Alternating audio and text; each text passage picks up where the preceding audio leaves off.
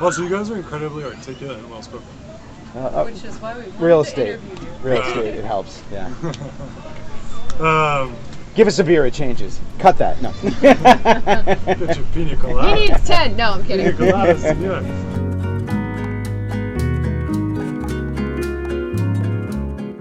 Hey guys, this is Aquastart Abroad. Today I'm down in Playa Flamingo, Costa Rica with Damian and Danielle. They own a real estate business in Sedona, Arizona and have lived down in this area since July. Today they're sharing with you some of their experiences about moving down to Costa Rica. Enjoy.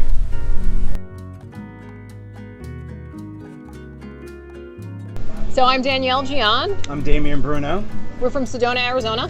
and we're splitting our time here in Costa Rica. We sell real estate in Sedona, Arizona, and our son's going to school here in Costa Rica, so we split our time between the two locations. Great, and how long have you been here? We moved here in July of 2022. Nice, how's it going? So far, so good. Yep. Pura Vida, loving the life. That's more of a Damian response. Well, we were vacationing here. Back home, I was getting to the point where we were both concerned where Dante was going to school for 7th and 8th grade, middle school. While we were here, we saw La Paz, a local school, and that it was a bilingual private school in the area. We felt very comfortable in Costa Rica when visiting. We knew others in the area that had children going to school at La Paz. So it seemed like a perfect opportunity to give Dante an international experience so that he was more likely to be comfortable with bigger choices in life as he grew older. We actually came here for the first time as a family a couple of years ago and fell in love with it, and it just so happened that the school that we were interested in is in the subdivision where we live, and so synergistically it just kind of worked out for the family coming from the desert and now moving to a beach community. Yeah, we're looking for beach living, and there was a great school, international bilingual school in the area, so the pieces kind of fell together. The few people we know in country live in the area, so it worked out that way, and it's been great. It's nice to have this breeze, but it's the Papagayo winds. Yeah, so at this time of the year, at certain times of the day, you can experience more wind from a phenomenon called the Papagayo winds. So during the drier part of the year, sometimes overnight, more commonly at night, but also sometimes during the day, you can get a nice ocean breeze. Quite a bit of wind.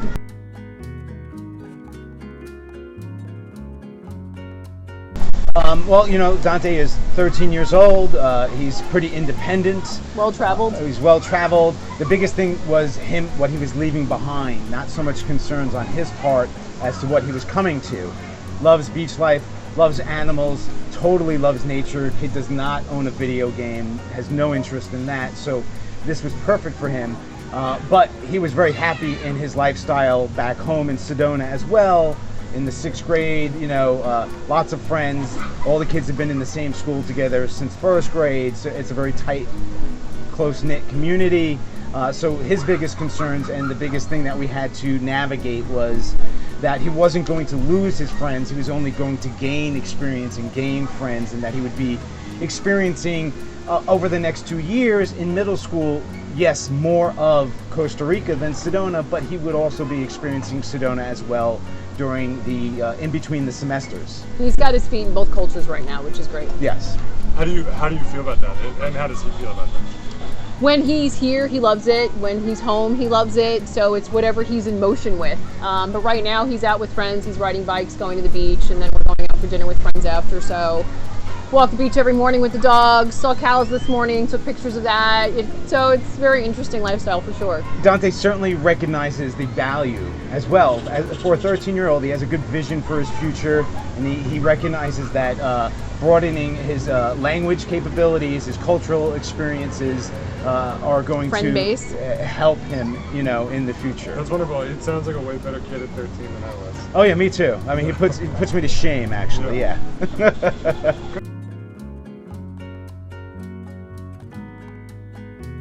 Yes. That was the biggest challenge of them all, was bringing down our pets, because logistically we see them as family members, and we didn't just want to put them in cargo. So we actually went so far as to do a lot of research and charter our plane. Yeah, the dogs. so they wouldn't be stuck in cargo for 24 plus hours. It's very hard. COVID changed the way you can ship pets through regular commercial airline. It also can be very expensive, so by the time you get done with the vets and everything that you need, the carriers, the shipping, for us it made more sense just to come down as a whole family as opposed to piecemeal it. And plus, because of weather, you just can't come down at any time. Depending on what your exit airport is, the weather has to be conducive in order for your pet to fly in cargo. And being in Arizona and needing to be down here at a certain time for school, they were polar opposites. Where it was way too hot in Arizona, the airlines wouldn't fly out until about October 1st. It had to be under 85 degrees even then for them to allow the dogs in cargo or underneath the plane. School started September 1st, so we were in a crunch for time.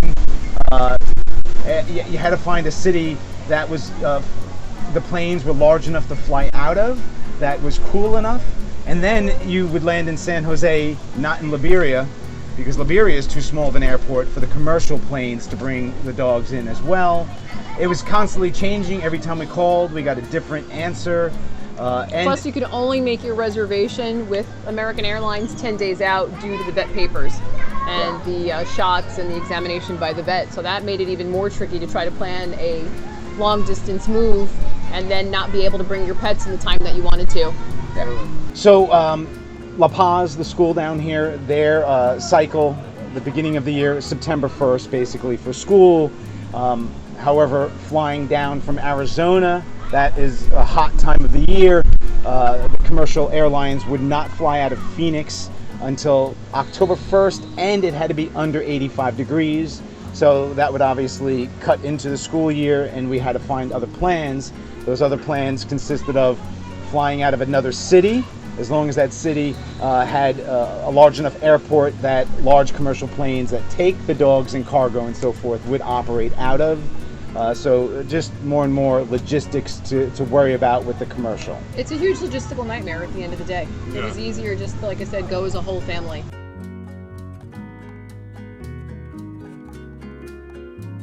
A lot of the people are on vacation, so they're happy. The locals are happy all the time, so that's easier.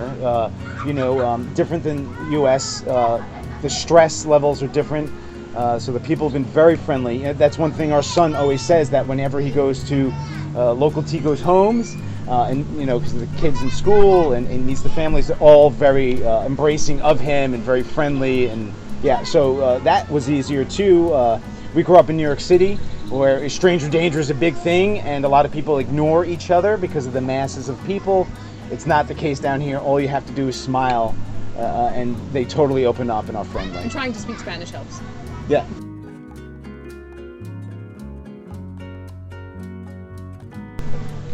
Pets. For me, I think it was pets and wanting to just really care about how they got there and not wanting it to be a stressful experience. So this initial planning started before the pandemic. The airlines were much more fluid in what they offered. All right, they had more choices. They don't seem too keen on going back to that, even with the pandemic being in a much different state. Sure. So that was the biggest challenge and most surprising in pre-planning. I would say once on the ground, one of the surprises was just the Guanacaste region having less availability of products, and whatever you found was expensive.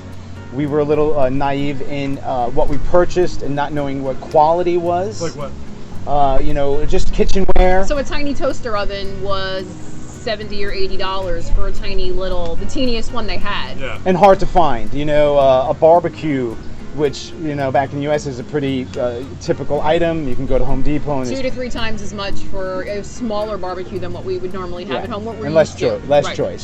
So we're pretty darn lucky with being a primary consumer market in the United States. So that's what we were used to. And while certainly the big cities in Costa Rica are more similar to what the United States has available, the beach towns have only developed in the last 20 years, and the product availability is very different. Some of that's infrastructure, some of it is just that they're not a primary consumer market. Great.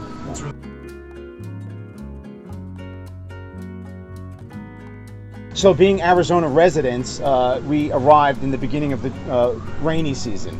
And so that was a little overwhelming, going from single-digit humidity to the humidity that you find in a subtropical yes, forest. a jungle area. Right? Never mind that it was the rainiest time of the year. So it was novel, it was fun, but the humidity was difficult. If we'd come January, February, I think the transition would have been easier since the humidity levels would have been lower, and It would have been the drier season here, and that would have been more adaptable for us. we're totally used to sun constantly. And honestly, even though it gets really warm here, it's never as warm as Arizona, and the days are shorter. So in Arizona summers, you can have 6-7 hours of really peak temperature. Here it's 2 to 3 hours, and then it's waning again because there is less sun time.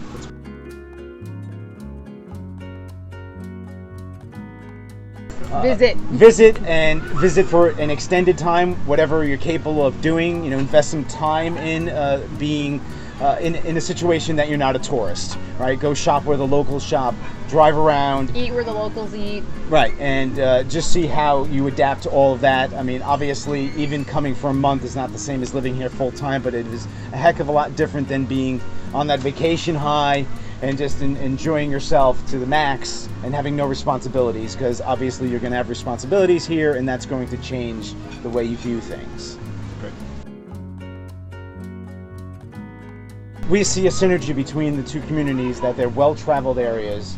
They're both natural, beautiful, and Both tourist nature-oriented destinations areas. that people love to go to. People love the desert, the red rocks, and then people also love the complete opposite, which are the beach towns. And so we have the ability, and we're really lucky enough to be able to live in two amazing communities. And so if anybody's interested in anything here in terms of real estate, right, we have a referral business set up, but then we also sell real estate in Sedona. And so it's SedonaRealEstateAgents.com, Damian and Danielle, Sedona Village Real Estate Group. We're happy to help you in either community. All right, are you guys ready for Start Abroad's famous rapid fire questions? As ready as we're going to be. No, All right, interview done. No, pina so- colada. All right, done. So the idea is we're gonna ask questions, and you're gonna answer the first thing that comes to your mind. Okay. Okay, even if it's like purple. Yeah. What's your favorite beach in Costa Rica? Ooh, I really like Reserva Conchal. Brasilito. We've heard Conchal before, actually. What's your favorite Costa Rican food? The Tico Típico breakfast. That's what I was going to go to as well. Gallo Pinto, it's beans and rice. Love it. What's the best vacation you've ever taken? Ooh. Galapagos. Galapagos. Why? It's so remote, and you really are up close with animals and nature, even more so than this. I mean, it's a completely unique experience. Never experienced animals trusting human beings as much as the animals And in the clean. Galapagos. And Yes. so It clean. actually made me kind of yearn for what we might have lost as human beings with animals. Yeah. What's the grossest thing you've ever eaten? Octopus? I'm gonna crickets. No, what's the gross? Cow brain. I can't say I'm a big fan of sea urchin, so I'd have to say uni. Sea urchin. Have you ever ridden an ostrich? No. I've eaten ostrich. Ostrich burger, but no, that's never not riding. ridden one. No, I have no. never ridden an ostrich. Who would win in a fight, a lion or a gorilla? Ooh. Lion. Yeah, I'm gonna go lion. Gorilla's a pacifist. Come on. Yeah, they eat the bananas. What's on your nightstands? A flashlight, a book, and lip Which book? balm. Which book? Dragonlance novel. Actually, I'm rereading from my childhood. Star Wars book. We're sci-fi buffs. Yeah, right, me too. What's your favorite cocktail? Malibu rum and soda water. Pina colada. Yeah. Good tropical drinks. Yeah.